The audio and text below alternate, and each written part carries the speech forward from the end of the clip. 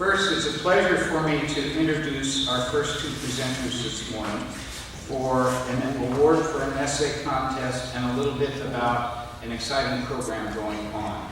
And I would like to introduce and bring down, please, Andrew Beiter. Where's Drew? There, you see right here up front. And Emily Krouse. Drew is involved in several other very, very exciting programs, and I will just name two of those. One is he's the founder and director of the Summer Institute for Human Rights and Genocide Studies in Buffalo. The second thing that I want to just say about Drew is that Drew and a colleague, Joe Carr, are actively involved in an educational initiative on the part of the Robert H. Jackson Center.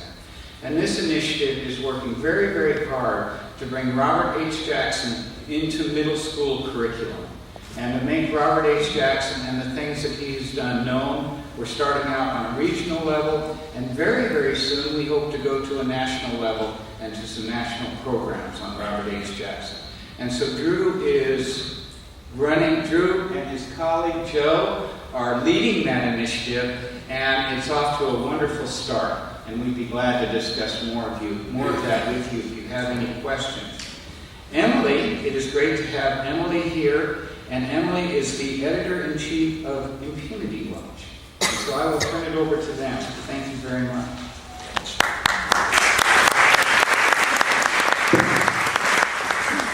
Thank you, Jim. And good morning to everyone and to our honored guests. It's our privilege to be here with you to celebrate the legacy of Robert Jackson and his spirit in the world today. A teacher is a reflection of their students, and I'm here today with roughly a third of our Summer Institute class from this year. It's the 5th year of the program, designed to give high schoolers intensive human rights and genocide prevention education. It's one of maybe 2 such programs in North America, to which we're thrilled about, and that the Jackson Center was a founding sponsor of. Simply put, our students, and if our students could stand up in the back, so the prosecutors in the front row.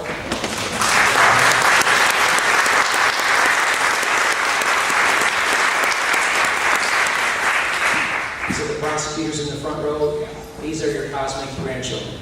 And let me tell you, your legacy is in good hands. And you'll hear more about that when we talk about I Am Syria in a moment. So, working with Impunity Watch, we were proud to sponsor an essay contest on human rights now for the 3rd year, to which Agony now is going to describe. So, thank you. Good morning, and welcome. I'm Emily Krouse, as Drew mentioned. I'm a 3rd-year law student at Syracuse University College of Law and the editor-in-chief of Impunity Watch Law Journal. I, along with the executive board of Impunity Watch, which are sitting a few rows up, are thrilled to be here and very honored. I trust that many of you have heard about the work we do at Impunity Watch from Professor David Crane, but for those of you who have not, please allow me to tell you a little bit about what we do. Impunity Watch is an interactive website that operates as both a law review and a news reporting website. Our journal was created through the efforts of a dedicated group of students and Professor David Crane in 2007. Impunity Watch is now comprised of over 40 active law students, of news reporters, and associate editors. The goal of our web-based presence is to immediately alert the world to impunity issues as they arise and to provide open access to thoughtful, cutting-edge academic debate about these issues. We work to provide unbiased, objective reporting on impunity issues throughout the world and aim to expose and examine human rights and impunity issues from a grassroots and academic perspective. We collaborate with institutions to further our mission, and one of these very important collaborations is with Andrew Beiter and the Summer Institute for Human Rights and Genocide Studies in Buffalo. Our relationship helps to foster the next generation of globally conscious and human rights-focused thinkers and actors. Lastly, along with Andrew and the Summer Institute, we aim to inspire young men and women to make a difference in the world. And that was the basis for what our essay contest was about. We wanted to find a young thinker, someone who had embodied our mission in their essay, and we have found that.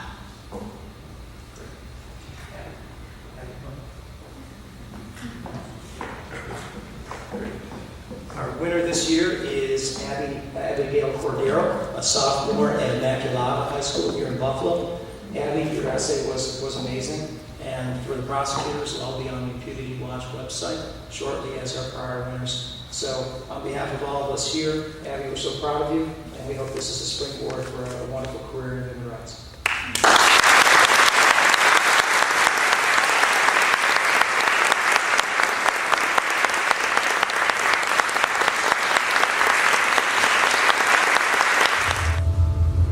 When the freedom of one human being is threatened, everyone's freedom is affected. This is especially true today in the country of Syria.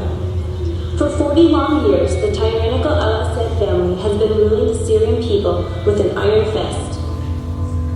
In 2011, frustrated young civilians took to the streets to protest his harsh dictatorial rule.